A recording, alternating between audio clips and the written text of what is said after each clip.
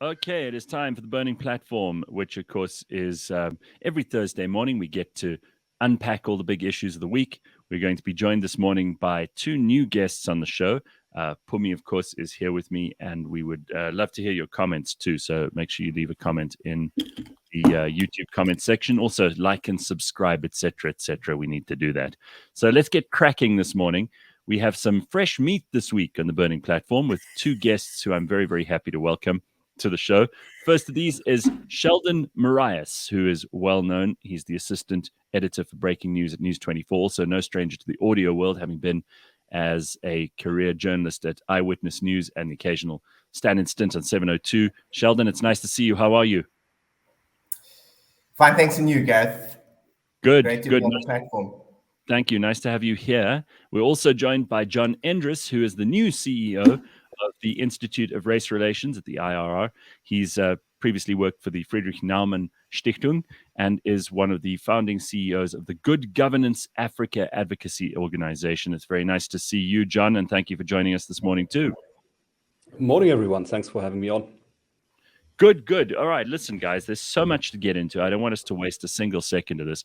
Phumi is very excited. She always reads from cover to cover state capture reports, and she's got a nice pithy second edition to get stuck into. It came out 2 days ago. We still haven't completely digested. I've only read one of three. Listen, you love it, Phumi. Thank God you love it, because no one else could be bothered to read the thing. And it is fairly important. It's easy for us to dismiss this and to say, well, look, most of South Africa doesn't really care about what the contents of this report are. Most South Africans probably couldn't even tell you what the State Capture Commission was, even though it's getting quite a lot of airtime. We should be more interested maybe than we are. But there is interesting information in here. There are, of course, the recommendations, which is the part that everyone skips to first. But there's lots that's going on in the analysis and in the facts of these state capture reports, which is probably more important because that's where the real story is. You get to see who gets mentioned the most. You get to see which organizations deserve the lion's share of the blame. And South Africans also, maybe this is also a media fault, we tend to jump to conclusions, guys, and we tend to look for the easy scapegoats here. Everybody is now, Jacob Zuma's the worst person in the world, the Guptas, easy targets. And of course, these are people on the public radar, and they're also people who deserve a lot of the blame for what's happened. They were people who stole most of the money and put the machinations in place in order for state capture to happen. But there are lots of other people that come out in these reports who we think less about, and we mention less. And some of these are organizations that have enormous international credibility and should have a similar amount of blame laid at their door. I'm talking about the Bains, the McKinseys. These are huge businesses that continue to make massive amounts of money from governments all over the world. McKinsey, for example, I'm appalled at how they drew up the blueprint for so much of this stuff. And they still have some cred in certain places. McKinsey should be hounded out of our country with whips and pitchforks and burning torches. And yet, they seem to have come out of this largely unscathed. They should be as much in the dog box as the Guptas and the Zumas. Don't you guys agree? I think you could say that, yeah. Who wants to go first? John, you go. Okay. Yeah. So I think you make a good point, because the focus is very much on the government side of the corruption and the shenanigans that went on during state capture. But of course, there are always two parties to a scandal like this. And as in many cases in the past, I think we see that big business really demonstrates quite a low level of qualms about getting involved in these kinds of acts. And the McKinseys and the Bains have been quite prominently mentioned in these reports. I think some large auditing companies were also fingered at earlier stages of state capture. Mm-hmm. And what tends to happen then is that they say that they'll do some internal investigations. Maybe they pay back some of the fees that they collected from the state with interest, and then they hope that will absolve them. I don't know if that's quite enough. Would that be enough if it were a smaller company, or is it enough if it's a government department? Yeah, good questions. Unfortunately, there's not enough curiosity around the answers. What do you think, Sheldon? I agree. I agree in both your characterization of it, John's description of it as well, that, you know, corruption doesn't happen in a void. You know, there's usually two parties in this instance of state capture. There were numerous parties involved. And we had McKinsey paying back some of the money.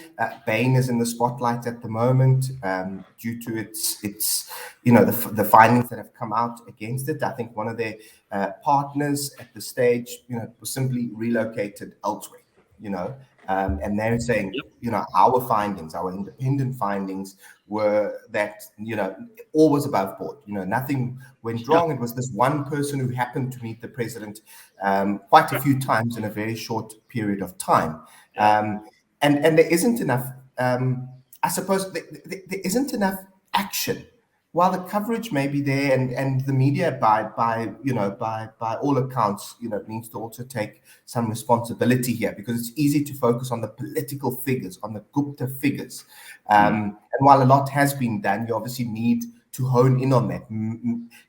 Explain to people who these characters are, how it all happened, and why it was important in the concept of state capture. And then there's obviously the prosecution. There has to be some sort of repercussions, whether it's judicial, whether it's in some sort of internal sector actions, but there has to be. Yeah, I look at the way that the business case for so much of what happened and obviously this part of the State Capture Commission the reports is all about Denel, Transnet, other state-owned enterprises. A lot of the business case for state capture was made by these international consulting firms, and they seem to have become invaluable to the process. Like, none of it really could have happened if it was just bad apples in state captured, sort of positions, comrades who'd been deployed to these positions, and a president who was greedy, and a bunch of businessmen like the Guptas who were greedy.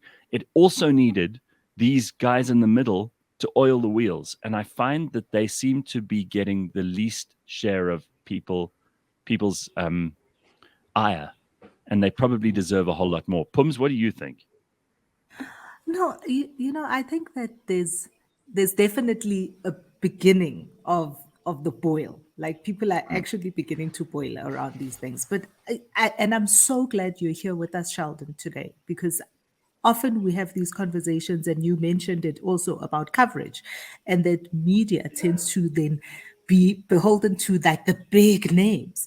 And I'm wondering what happens in the newsrooms. It's nice to have somebody who actually is in the newsroom, in the behind the scenes. I'd love to hear what happens in the newsroom, that when a report like this comes out,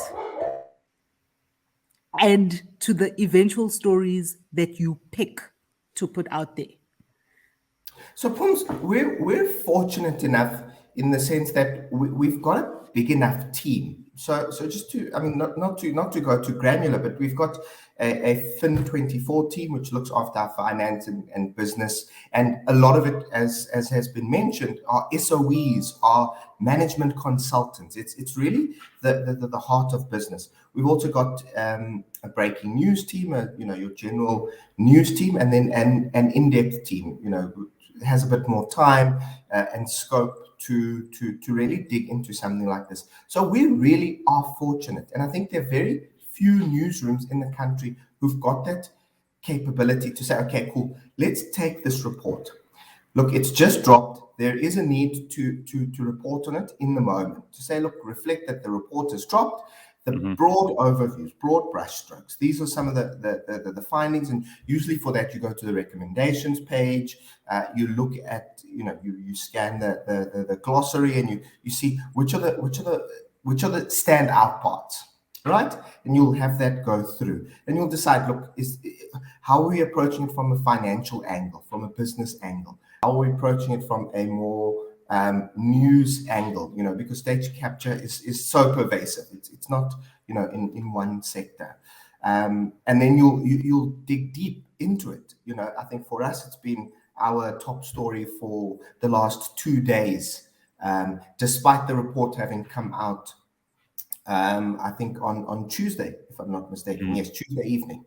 despite the report coming out on Tuesday, there's so many pieces falling out. For instance, our political team, Gwede Mantashe is named specifically by the commission, saying, Jacob Zuma's bidding at Transnet, I think for Siyabonga Gama, was championed, and Gwede Mantashe is named, to say by Mantashe and other ANC leaders at the time. Now, we know from the ANC's own history that Gwede Mantashe has been a key figure in almost every presidency, right? Right. So that creates a headache for President Cyril Ramaphosa. So we then look at, what does this mean for Gwede Mantashe, right? In terms of the role he played. So yes, there may not have been any money exchange, but all of this was a championing, a creation in the mind of the people that, for instance, Siyabonga Gama was the best person for the job, when someone like Barbara Hogan patently said he is not. So going into those elements, and luckily we're fortunate enough, but not everyone is. I'm also glad we've got you on for a number of reasons. I obviously I've followed you for many years, and there's lots and lots of breakthrough stuff, and you've been behind the scenes working hard on stories when you were just a reporter, and now obviously you have this responsibility at News 24. But I'm also interested in the follow up on these guys. Where the hell is Siyabonga Gama now, and what is he doing, and which school do his, not which school do his kids go to, because that's obviously the kind of information you don't want out there. But what kind of a lifestyle is he leading? And how can he have seemingly got away with having presided over a Transnet that so blatantly stole money, made bad decisions, bought the wrong trains, and seemingly I'm sure he's not living in poverty. I'm sure he's not been chased out of the public square. I'm sure that Siyabonga Gama continues to live a fairly plush, comfortable, luxurious life. I want to know what his life is like right now, and I want to know how he got away with it, because he clearly has. And no one's following up on that stuff. We need to know where he is. I've got a list of people. I want to know where Lynn. I want to know where Lynn Brown is. I mean, where's Lynn fucking Brown? Where's Malusi Gigaba? Where's but I think the question then, Faith Mutambi, Des Van Rooyen, where are these people? Because they were all big news once, and now it seems they're just living the life of Riley. Yeah, I think the question is, why don't we see, because that's what you get to do as a news paper or as a news outlet. You get to put in lights the names of people that we should be paying attention to. But then it seems that you then quickly forget and move on to the next thing, and we don't get a follow-up. Why not? Look, I think to take that first one on the chin, I think we don't do enough as the media, and obviously as speaking as News 24, we don't do enough follow-ups, years down the line, whatever happened to this person, and something we try and do, and we definitely, take that feedback. I mean, I had that same thought about Lynn Brown and, reading the story on her yesterday. So that's definitely something we can do better on. One of the reasons we may not always get to it is just because the news cycle then just moves. So some of those people are in parliament, and but you're in charge of the news cycle, guys. You are in charge of the news cycle. But Sheldon, I mean, listen, it's also an opportunity, because we know, wasn't it Siyabonga Gama they went to a site where they were building a house for him? Was it him? And he got all aggressive and chased people away and threw rocks at the journalist. It was one of those guys at Transnet, as I recall, who got very defensive because he was building a huge and very expensive house on an extremely expensive piece of land in Pretoria. Now, I mean, there's an opportunity here, obviously, because these guys are going to be horrified that you're still interested in them, and they may react very badly, and that itself becomes a news story. So there's some meat on the bones here. I'm just saying. Guys, true news editor, Gareth, meat on the bone. No, but I take the point, and I think it's valuable criticism of how we sometimes quickly move on, and you forget about the Siyabonga Gama, and today it's someone else. I'm not criticizing you, and the whole news cycle is not your responsibility, Pums. I don't think that's fair. But I'm talking about there's an media. opportunity. There's an opportunity. Media is in charge of the news cycle, because they get to choose. You get to choose what we see and what we don't see, which then also leads us to, why don't we have the conversations about the banks? I mean, all of these people, They were They doing receive banking. this money in bank accounts. They transact via bank accounts, and nobody is having a conversation about how complicit the Yep. banks in this country and internationally have been in this Absolutely. entire state capture thing. I mean, Gareth, if you want to like do something at the bank, you almost have to produce your breathing grandfather in order to prove you are who you are. And yet, why aren't we having that conversation? All right. So, John, I want to ask you a couple of questions quickly.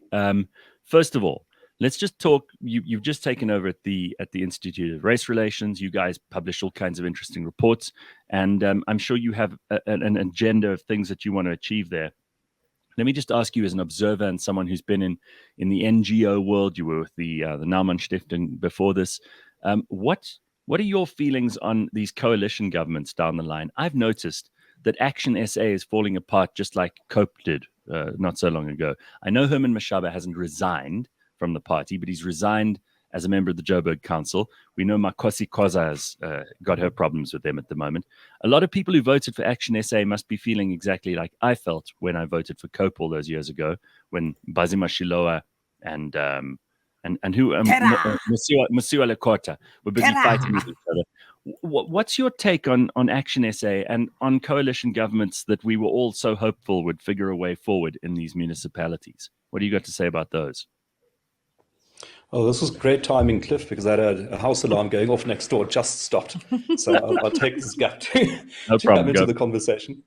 Thanks. So I think firstly, the coalition governments, that is not just threading a needle. I think it's threading a whole series of needles trying to get to them to work. And I think they've made it far further than we had any hope of expecting. For the DA-led coalition government to come into power in Johannesburg, I think surprised them as much as anybody else.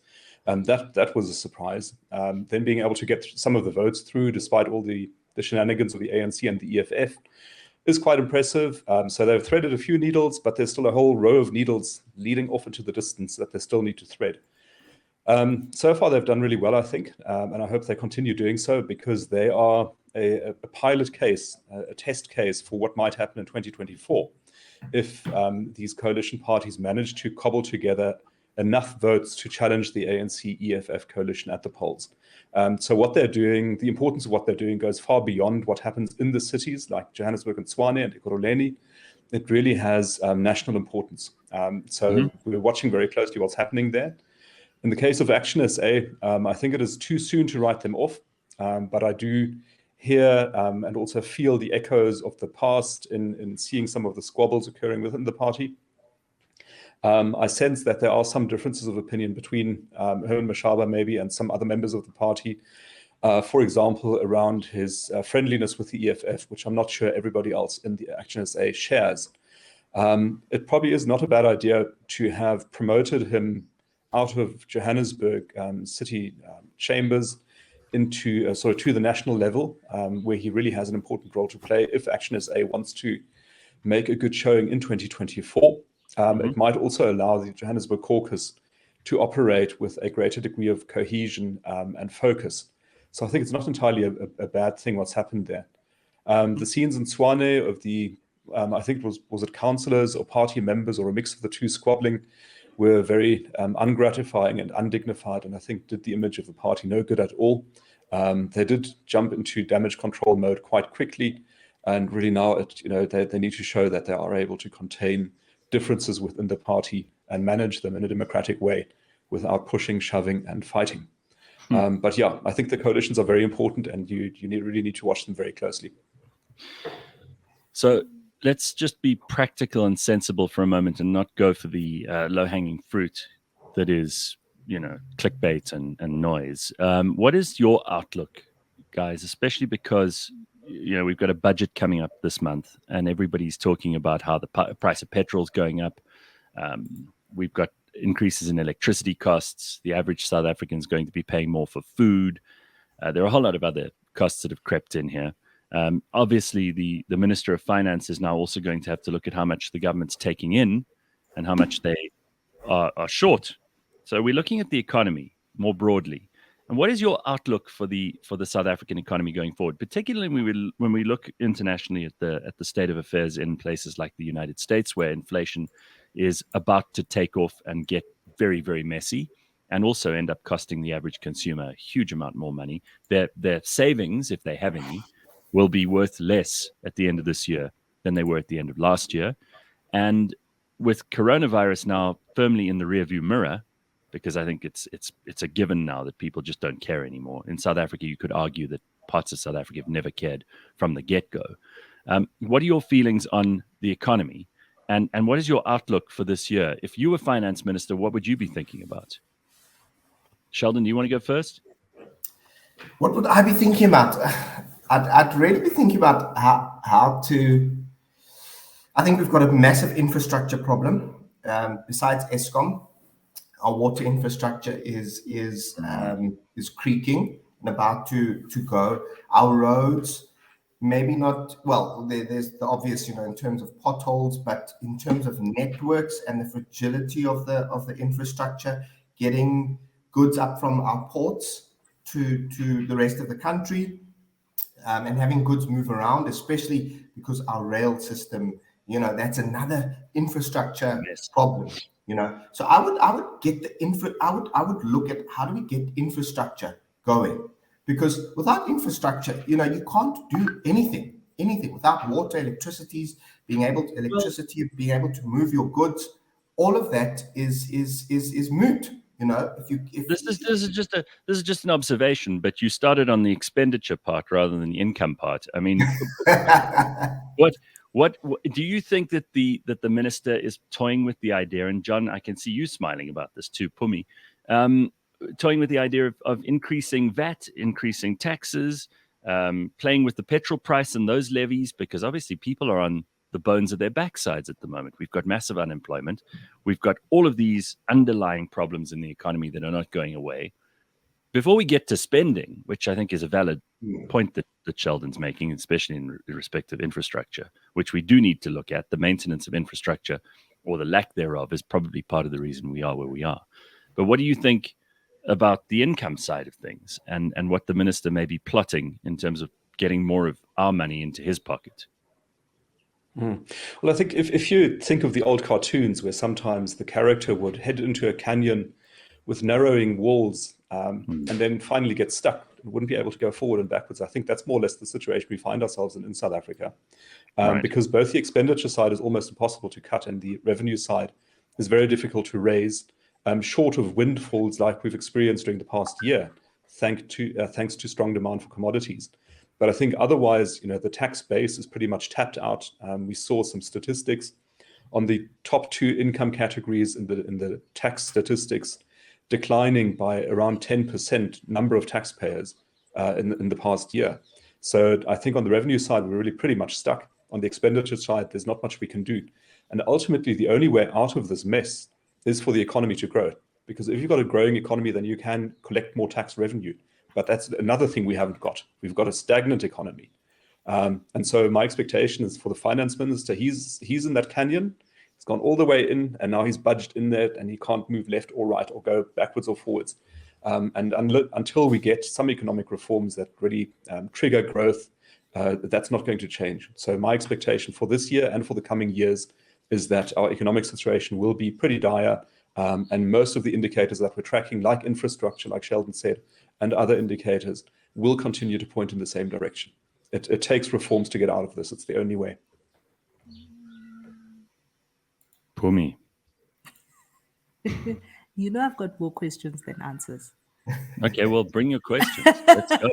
We've got two gentlemen who are well placed to answer these questions.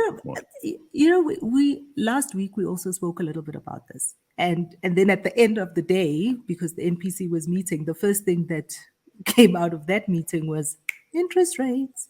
Yesterday, the petrol price, and the conversation about VAT is not going away. So it was a rumor in certain WhatsApp groups. Sheldon, I'm sure if I could see you, I'm sure you'd be nodding. You must be part of those WhatsApp groups.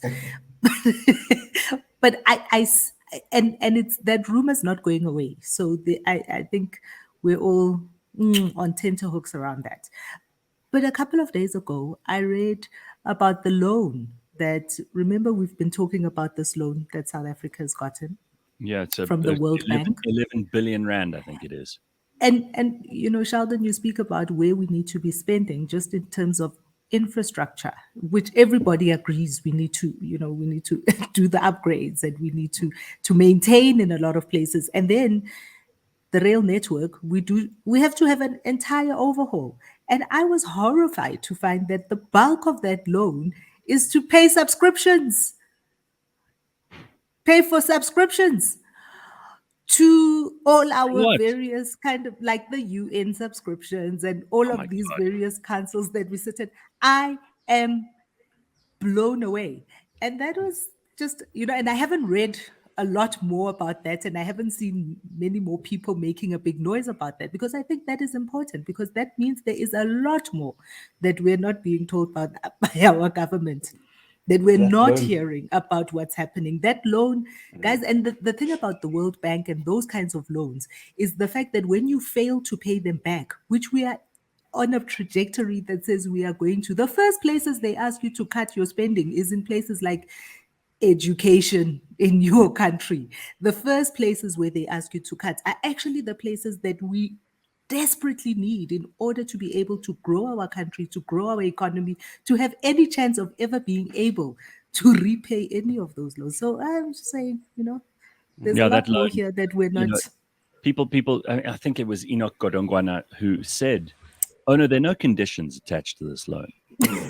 like someone just come along in the World Bank or the IMF or It's a whoever else. loan, not a grant. Yeah, that's the point. They don't give you anything without having some conditions attached. And the most basic condition is you're going to have to pay this back at some point. So it puts us in hock. And the person who's owed the money eventually ends up dictating the terms. So what do we have to look forward to there, John? And why the hell are we paying subscriptions to international organizations that don't seem to do terribly much for us? Yeah, I mean, that loan was so weird. I read the press release when it was announced, and I was trying to figure out what the money was for. But the press release said it was for infrastructure development, for the economic reconstruction, for COVID relief, to fight climate No. change, and it was a list of about 6 things. And you're like, but No. what is this for? And what also concerned me about it is that we've already got this very high debt burden in South Africa as a nation. We're adding to that debt burden. We're making it higher. And in a way, you can justify it if you say this is a low interest loan, and you do like what you do when you do your debt consolidation. You take all your expensive debt and you pay it off with cheaper debt, so your interest rate comes down. That's what we could have done with that loan. Take those 11 billion rand at low interest and use it to pay off some of the expensive debt. It would have brought our interest load down. I mean, it was a relatively small amount in the greater context but you mentioned something else. Like, governments have learned, and Sheldon, you brought up infrastructure, so I'm going to blame you for this. But governments have also learned, and thanks to the US, I mean, they're doing this with that Build Back Better bill, which hasn't been passed, and which is unlikely to be passed because they're two Democrat senators who are just not going to be swayed because they come from purple states. That whole bill was also sold to the public or sold to Congress as an infrastructure plan. Infrastructure seems to be a word that includes things that have nothing to do with bridges, pipes, electricity, all the things that actually are infrastructure. Infrastructure seems to be a very convenient category for big government to spend on all kinds of third rail projects that they're interested in. And that's precisely what we see happening here, right? Before you answer, Sheldon, I don't have many Margaret Thatcher favorite quotes, but this one is one of my favorites, that, governments talk about infrastructure where the rest of us just drive on roads. It's true. Yeah. It's true. It's you've distilled it quite perfectly. It's roads, it's bridges, it's it's things that get your water. I think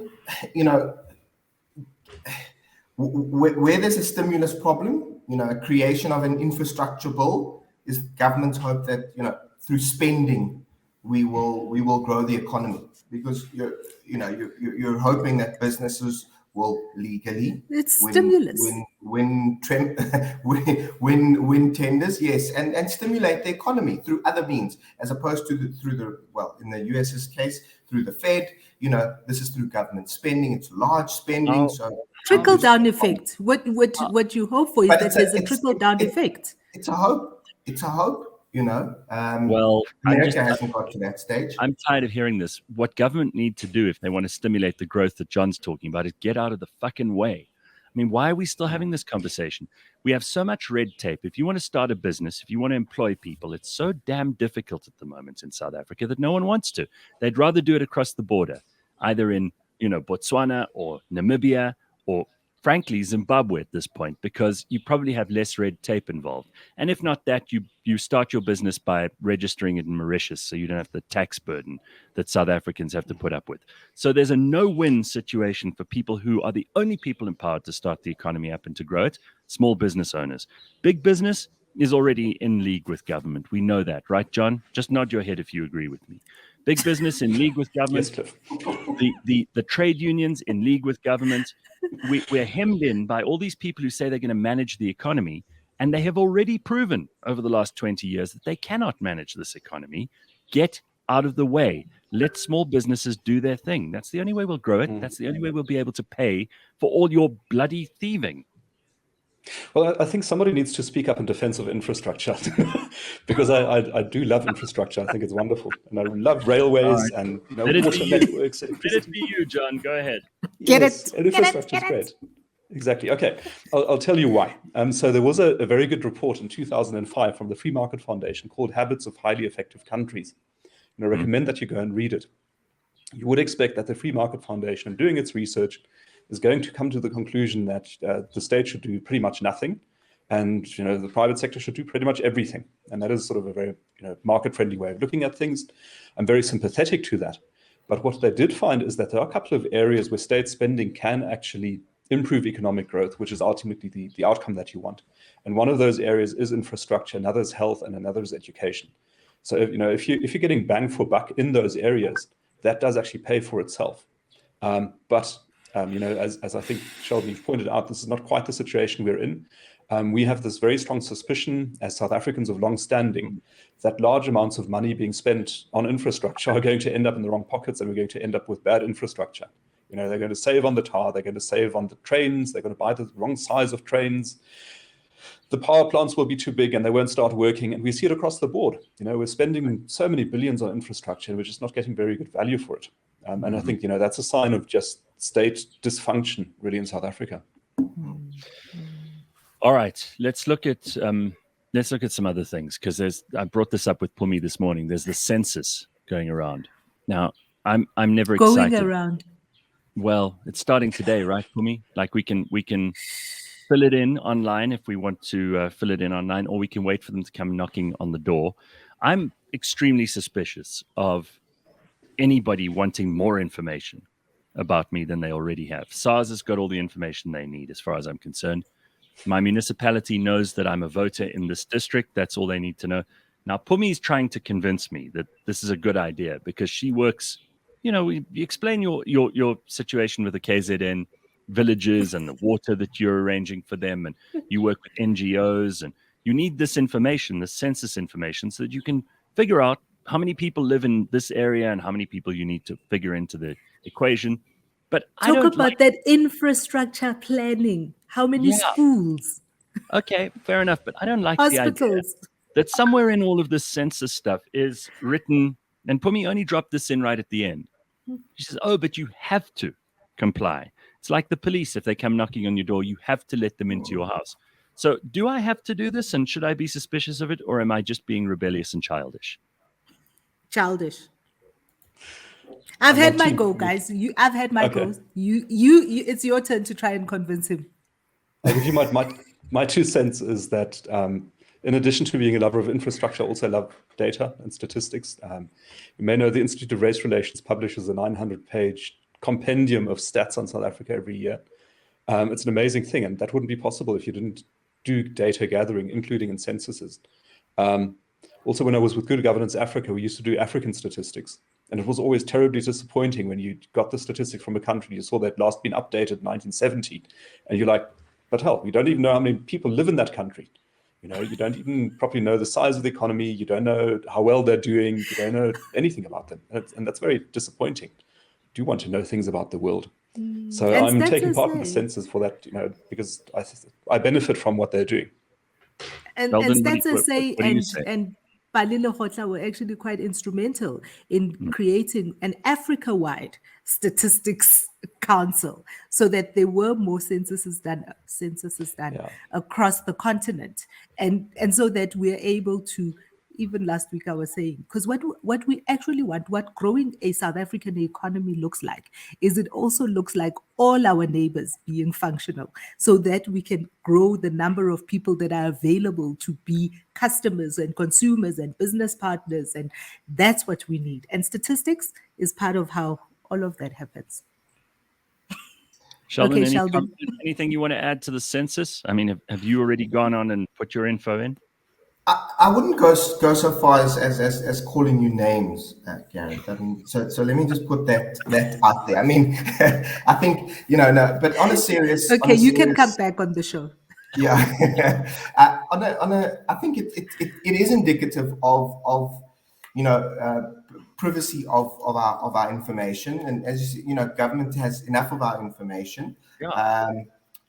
Although, and now I'll be the newsman who sits on the fence. Although, you know, we've got a dearth of data in South Africa and Africa, and we need to fill those holes for us to build on top of that. I think there's a lot that we simply don't know, because we have a lot of people who are either, you know, are away from centers where naturally data and technology gather, you know, and hence are unseen.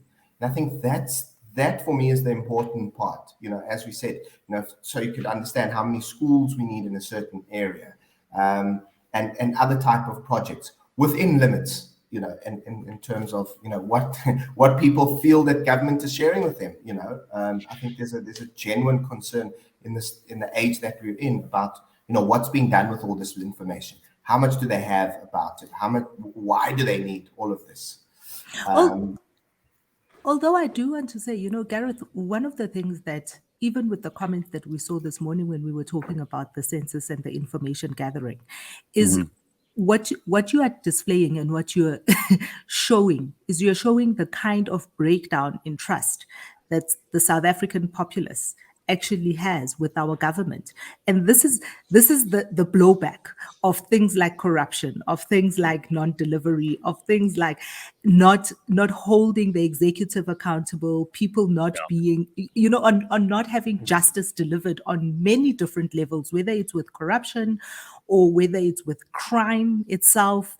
What this is indicative of that. Is there is a fundamental breakdown in our society of what we believe in our government will, can, should do, and what our part of that contract is. You see, by not upholding their part of the contract, what they have done is, on the other side, people like you and all of the comments that we got. I don't want to help anymore. Yeah. That's what it is. It's a breakdown of that contract. And unfortunately, what that is it also then shows that the rock and the hard place, or that narrowing, I think it's a really lovely analogy. That narrowing passage is really where we are. We're so far down that line, because it is a John, a two-way.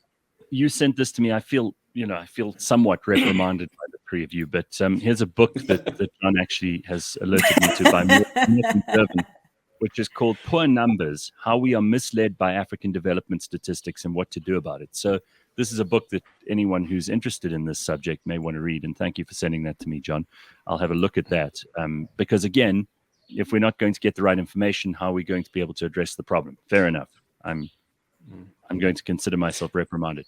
Okay, so a couple of other things on the agenda. Let's just talk about reprimanded. Is it? No, it's right. It's have right. we swayed you? I'm not even hurt more enlightened. Yeah, there we go. You guys are all number crunchers. You enjoy this, so you're better at this than me. Also, where do we find that 900-page compendium? Yeah, well, there we go. Yes, Phumi wants to read it from cover to cover. That's how she is. Can we get it off your website, John? Yes, you can get it off the Center for Risk Analysis website, cra-sa.com. I'll pop a link in the chat. Maybe you can put that up somewhere. I will put it up. Let's just talk about the Chief Justice job for a second, because that seems to be everyone's obsession at the moment. I was quite impressed by Judge Meyer, who's the Judge President of the Supreme Court of Appeal, yesterday.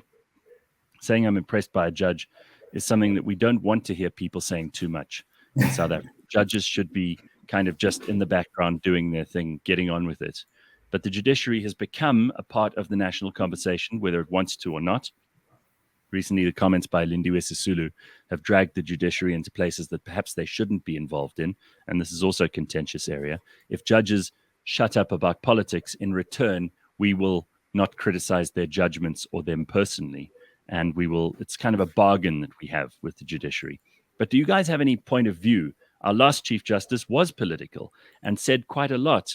It happens to be a lot of stuff that we might agree with in this case, but it could quite easily go the other way. Today is the deadline for him to apologize. You remember a couple of weeks ago, today is the deadline. Is he going to apologize?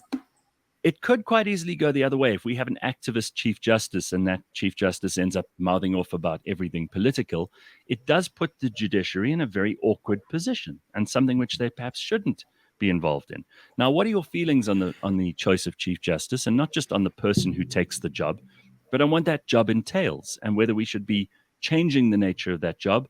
The Constitution's very clear about what a Chief Justice is there to do, but more and more things seem to have been added to that in an era of state capture.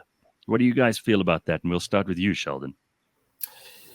Gareth, I think that the role needs leadership, and I don't just mean that superfluously or in the general sense, but based on what you said and our most recent Chief Justice, because you're not just speaking up for yourself, right? And I mean, some people even raised the Deputy Chief Justice or Acting Chief Justice Raymond Zondo's press conference in reaction to Lindiwe Zulu as raising it as one such action, to say, should you be doing that? Because you're not only making your job harder, but the people that you're ultimately leading. So their judgments are called into question. And we know, there are certain sections of our society who, as soon as a judgment goes against them, the judiciary as a whole is tainted. There's cash exchanging hands. But if it goes in their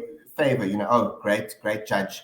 So I think that the whoever the Chief Justice is has to be aware of that. Has to be aware of some of the limitations that certain positions bring with the office that you occupy. You can't necessarily mouth off on something, yes, that you may feel strongly about, but if it's outside of your purview, or if it would have the impact of bringing into question all the people who work under you, for what you've done, is I think somewhat short-sighted. If it's defending the integrity of the body, I think that you've got more leeway and more scope, and I think the judiciary has come to play such a critical role in saving South Africa, as we've seen in the last 10 years. So that certainly, I think, has elevated the position. But in doing that, it's not a free-for-all. You can't just go out and mouth, and there's certain, that's why there's if you'd asked people who Arthur Chaskelson was back in, I don't know, 1995-6, they would have probably not been able to answer you. And he was a great Chief Justice. He was our first Chief Justice. Maybe they would have recognized him from the swearing-in ceremony of Nelson Mandela. But he never commented on politics. And I thought that maybe that was a better model. Obviously, as state capture rolled around, it was incumbent on everyone in the various branches of government to state that they were for or against. And Chief Justice Mogoeng, to his credit, took a stand. But I don't know if that's what we want as the de rigueur policy of any Chief Justice. What do you say, John? Well, I think, the separation of powers is very, very important in making a democracy work. Inevitably, there'll be some blurring of the boundaries between the politics and the legal system. I think that really can't be avoided. And it is. Sorry, is that noise coming from me? Okay, but it is in a way, it is a fiction that you can maintain complete neutrality and isolation of the legal system from the politics. Can't really do that. But I think it is important to maintain that fiction and to come as close as possible to the ideal. And in that sense, I think it is better if judges refrain from commenting on the politics, because just consider the situation where a case comes before a judge who has made pronouncements that lead the one way or the other. You'd be worried about whether that judge was going to give you a fair trial and a fair hearing. So judges really need to remain above the fray, and I think they do need to stay out of the politics. It's not just the politics. It's not just the politics. Judges should refrain from drawing any type of attention to themselves and their views on anything, not even Big Brother, because cases might come before them. And when you have been publicly cited as stating a particular thing, it is very difficult for us to then believe that you have been impartial, that you have weighed the merits of the case against the law. That's just, it was just, I think Jacob Zuma used this a couple of times, didn't he? Where he would sort of ask for judges to recuse themselves because he thought he wasn't going to get a fair trial because, they'd said something about Zuma in the past. And I think the guiding light always has to be the law. It's DCJ that he was trying, and now it's the advocate that he's trying to get through out of the case. But it's just, and that is, it is for that reason that I think there is still a certain level of decorum that goes with particular professions. And, sometimes, social media fame is not what you are looking for. It's just sometimes you don't want to be a TikTok sensation. Yes. So I've driven this agenda on these points quite hard, but you guys obviously have things that you want to talk about. So in the last sort of 10 minutes or so, Sheldon, what are you guys interested in your newsroom at the moment? And what are the stories that you feel need to get more attention and that the public are most interested in? Gareth, I think the one that's come to light, and we saw it with the return of as you put it, the de facto ending of COVID, with back to schools, lighter restrictions and the like, I think is the return to schools and the impact that it's had. I mean, there was a fascinating report that's come out, and we reported on it this morning, but there's a whole lot more work to do. There's getting onto the ground as well. I think the return to school is so important and so fundamental to the fabric of society that what you've seen is a further widening of that gap between the haves and the have-nots, because due to access to technology, access to resources, better facilities, better teachers, private schools have carried on. Private schools and your former Model C schools in suburbs have carried on by and large. And I think it's you could grade these things, but what they're starting to find, for instance, one of the findings out of the study done by Professor Nick Spall and his team is that 10-year-olds in 2021, and the survey was done in the same school, 10-year-olds in 2021 no less than 9-year-olds did in 2018. And that's just one indication of the impact of COVID-19, and then obviously the subsequent handling of the education system. There have been calls for quite some time to end rotational teaching. Instead of going to school on every second day, have all the kids go back and rather work on getting better protection. Well, I mean, you brought it up, Sheldon, but I want to just refer back to something that I put up on the screen earlier, that Johns Hopkins University has just put out a new study that's concluded global lockdowns have had a much more detrimental impact on society than they've produced any benefit, with researchers urging that they're ill-founded and should be rejected as a pandemic policy statement. This is not surprising to me. I was anti-lockdowns from the beginning. Are we going to get an apology from all the media organizations that were touting this as a solution to all of our problems and were hugely pro-lockdown from the beginning. Even political parties, Sheldon. It's Yeah. not just you guys in the media, and I use that I use that brush broadly. Obviously, Yeah. you Yeah. may have had personal opinions that were different, but are we going to get apologies from all the political parties, including the DA, who suddenly just before the municipal election said they were against lockdowns, but up to then had been completely with the ANC and all the other parties, massively supportive of lockdowns? All the media organizations telling us this is a good thing, getting experts on who would back that position. Now that we can look with the benefit of hindsight at this situation and see how damaging it was, you cite the situation with school kids, masks, all this ridiculousness that has put people back and has ruined lives and has caused job losses in the hundreds of thousands. Are we going to get anyone going back and saying, okay, maybe we got this wrong? Gareth, I think you know the answer to that. I think I don't think there's going to be much introspection. Let's be honest. And where there is, people may say, and all of those groups that you mentioned, media It was and the like, worth a saying, try. look, It was worth yes, at the time, this is what we, what we thought. We've now learned.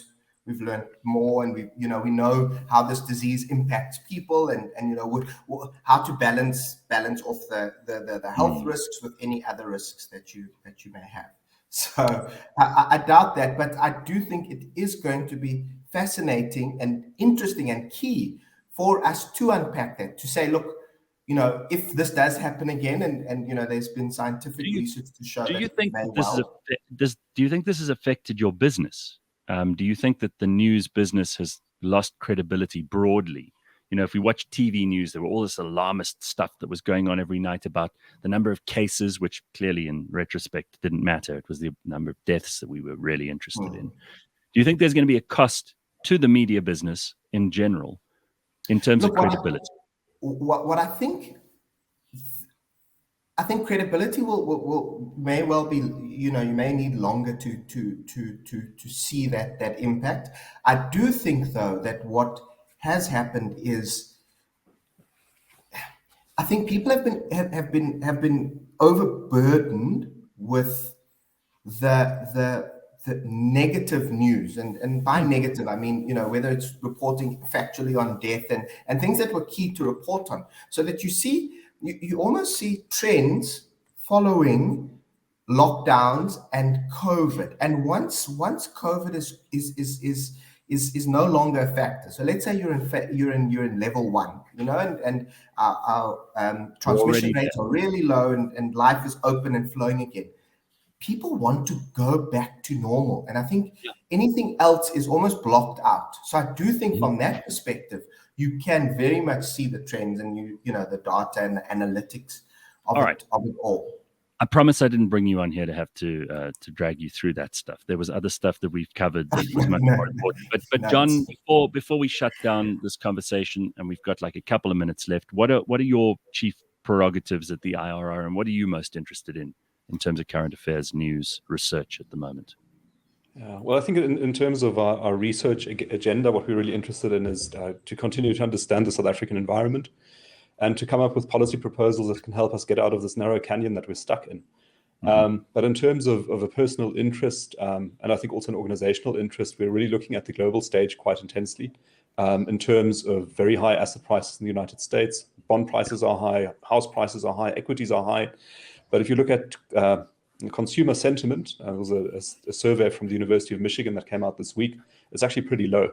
And I think the reason for that is that American consumers are sensing that these markets are all too high, and many of them are actually not invested in those asset markets. So they're being left behind by this increase in value. That is a bubble, and that bubble is going to burst at some point, I think. And it's probably going to burst when rising interest rates drive down the value of those assets. And so this is sort of the big storm that we're seeing on the horizon, and that makes us worried about South Africa, because our captain of the ship seems to be carousing on the deck instead of looking ahead to see what's coming and battening down the hatches and doing all the other things that you have to do on a ship when a storm is coming.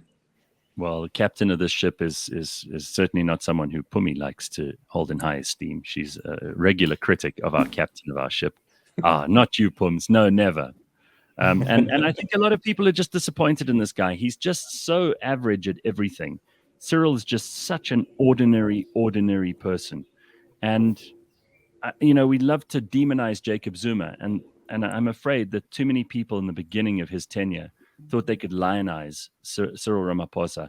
He is just the most ordinary person that you could possibly wish to have in that job. He's done nothing impressive whatsoever. He's squandered opportunities through COVID and through taking over the ANC. And Pums, I know this is how you feel. Do you want to add anything else before we wrap it up? But Cyril still gets very good reviews. Hey, people still write good stories about Cyril. Still have a good story to tell. He still gets so Cyril still gets favorable reporting. Cyril still gets favorable polling. Cyril still listen. Don't shoot the messenger. Don't shoot the messenger. For being a placeholder. I mean, and the fact that there are still quite a lot of people who still view Cyril as the best option. Yeah, you must see the favorability ratings in our polling. Cyril is the most popular politician in South Africa by far. So 60% favorability, much higher than the ANC. And one theory of why this is because people think that Cyril is the one protecting them from the government. They say that all the rest of the government is terrible and the party is terrible and there's only Cyril holding the fort. He's the only one protecting us. That's in the land of the blind, the one-eyed is king. This is what we do. Good Lord. All right, gentlemen, thank you so much. Sheldon, I really appreciate your time. John, it's great to have you on for the first time. Both of you, I'm sure we haven't heard the last of either of you, and please keep doing the good work that you're both doing in your various ways, shapes, and forms. Just to throw this in, because John did send me the link. If anyone is interested in that huge report, Phumi, this is especially for you. Here is the web address, cra-sa.com, and you can find the IRR's report. There we go. Yeah, Phumi's already there. You see, she is such a stats nerd. She's going to go and look at this. Phumi's already filled in her census information. So if you want to join her, you can do that too today. Very much a pleasure to have Sheldon Morais and John Endres on this morning. Thank you, gentlemen. Thank you, Phumi. And we will see you tomorrow, 6 a.m., bright and early. Cheers.